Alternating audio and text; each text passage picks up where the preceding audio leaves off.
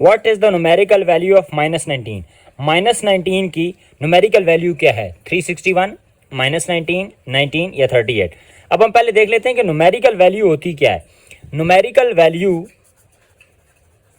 का एक दूसरा नाम होता है एब्सोल्यूट वैल्यू। इसको एब्सोल्यूट वैल्यू भी कहा जाता है। अब न्यूमेरिकल वैल्यू या एब्सोल्यूट वैल्यू क्या होती है, ये हम नंबर लाइन के जरिए समझते हैं। ये हमारे पास है, फर्ज करें एक नंबर लाइन। नंबर लाइन कोई भी एक इमेजिनरी लाइन होती है जिसके ऊपर हम मुख्तलिफ तरह के नंबर्स लिखते हैं। ये इसके दरमियान में हम लिख देते हैं ज़ीरो। ज़ाहिर ज़ीरो ना पॉजिटिव होता है ना नेगेटिव होता है। नंबर लाइन के दाएं तरफ यानी ज़ीरो के अगर हम दाएं तरफ जितने भी हम डिजिट्स लिखते हैं उनको हम कहते हैं कि ये हमारे पास पॉजिटिव डिजिट्स हैं। यानी ये हो जाएगा +1, +2, +3, +4 और ये सो ऑन चलता जाता है।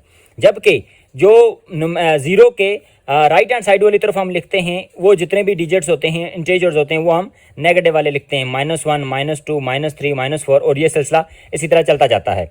अब न्यूमेरिकल वैल्यू से क्या मुराद है या एब्सोल्यूट वैल्यू से क्या मुराद है? न्यूमेरिकल वैल्यू से मुराद ये है कि किसी भी नंबर का ज़ीरो तक जो डिस्टेंस होता है उसको हम एब्सोल्यूट वैल्यू या न्यूमेरिकल वैल्यू कहते हैं। फ़र्ज़ करें हमारे पास है -4। अब -4 की अगर कोई बंदा कहे कि न्यूमेरिकल वैल्यू मालूम करें तो -4 से लेकर हमने डिस्टेंस मालूम करना है ज़ीरो तक। अब देखें कितना होता है, 1, 2, 3 और 4। अच्छा, अब इसी तरह हम +4 की मालूम कर लेते हैं। ये हमारे पास है +4, तो +4 की भी न्यूमेरिकल वैल्यू उसी तरह ही मालूम करेंगे। +4 से लेकर 0 तक जो डिस्टेंस है 1, 2, 3 और 4, ये भी 4 है।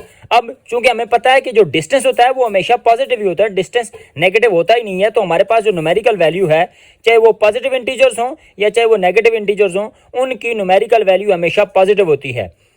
और यहाँ हमारे पास इस केस में चूंकि हमने न्यूमेरिकल वैल्यू फाइंड करनी थी -19 की, तो -19 से लेकर 0 तक जो हमारे पास डिस्टेंस होगा वो 19 यूनिट्स होगा। तो इसका मतलब है कि हमारे पास जो ऑप्शन सी है यानी 19 वो इसका दुरुस्त जवाब होगा।